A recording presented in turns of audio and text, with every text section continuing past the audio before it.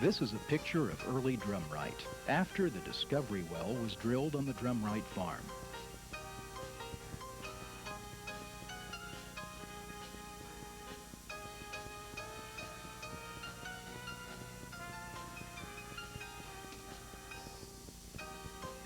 Here are the Creek Indians from the Creek Nation.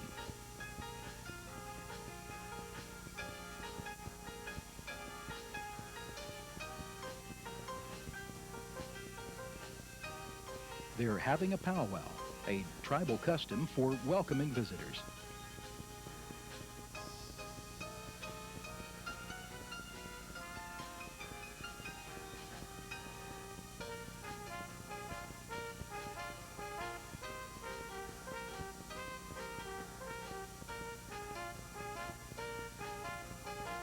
Here is a white settler. There were a lot of them before statehood that were burned at the stake.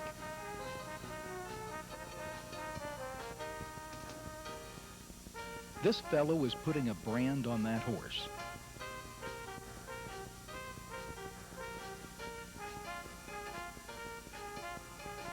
And here's a buffalo that you won't see anymore.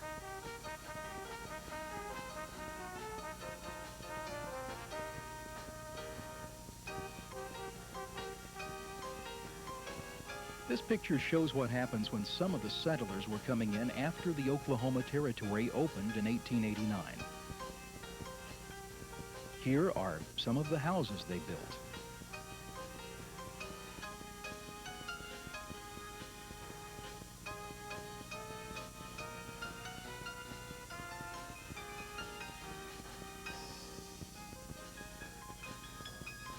These deer were common in Oklahoma during this time.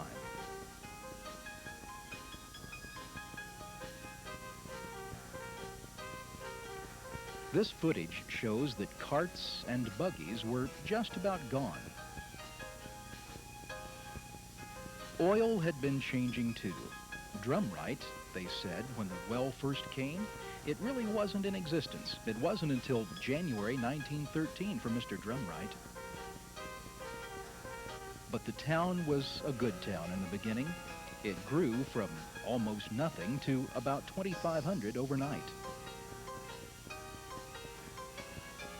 This train came in from Tulsa. It made 2 trips a day, and it had to back out because there was no way for it to turn around.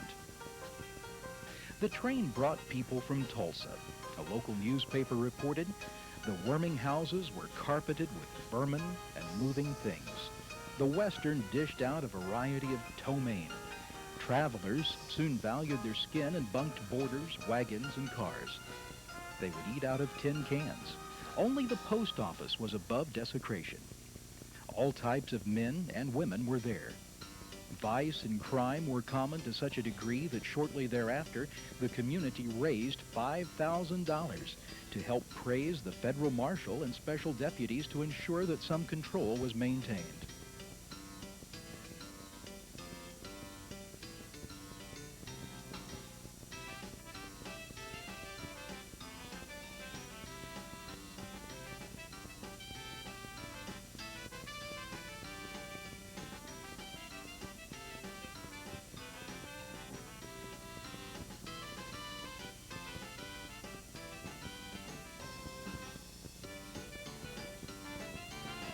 This picture shows you how the oil derricks were built.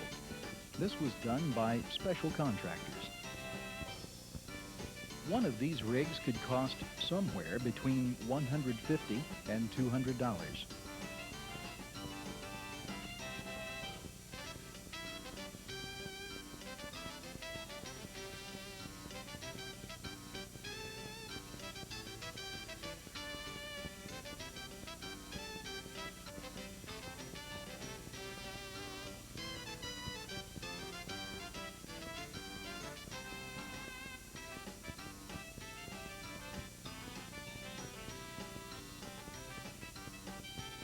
Here's footage of an oil derrick actually drilling and the welcome beam going up and down.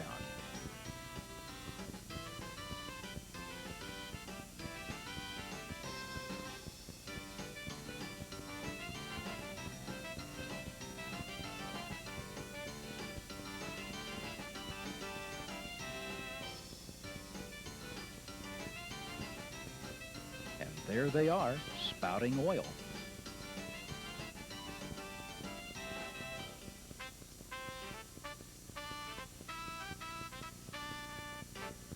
You'll notice that we used these teams when there was very little power, except for manpower, of course.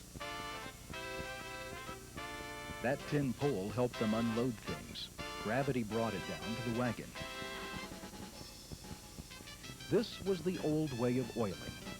It's gone now.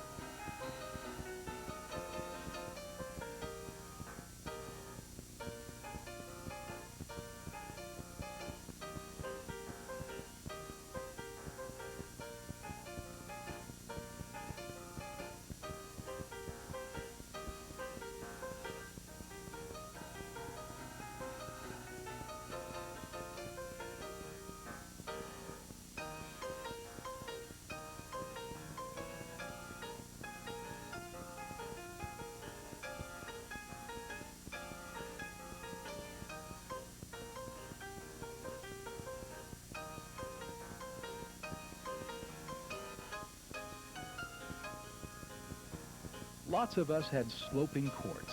This was one of them. They also had their oven maze or cookhouse. The farm women cooked for everyone.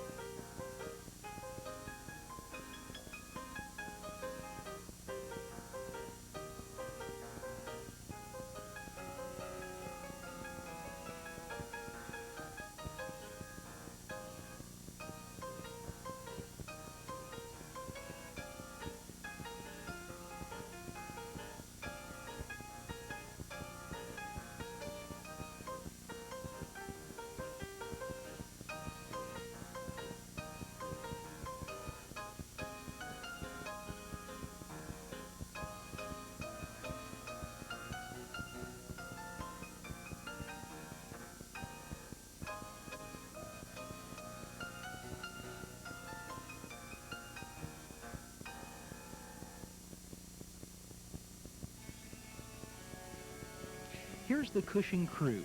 Any time of day, they were a special kind of workman.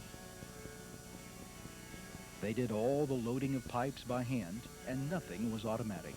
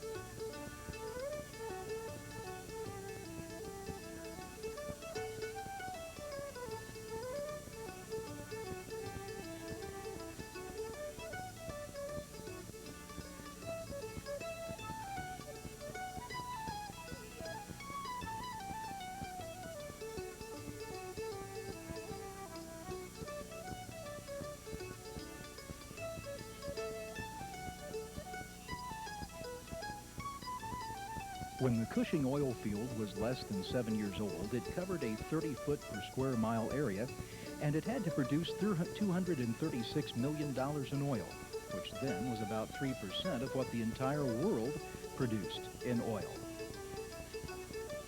All of the sands on the field produced some gas, and then there was a great capacity of both oil and gas.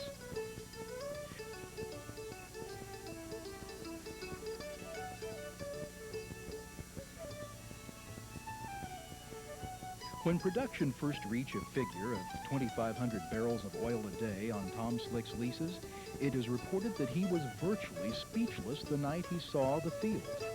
It was named the Great Cushing Field because Cushing was the closest town at the time of the discovery.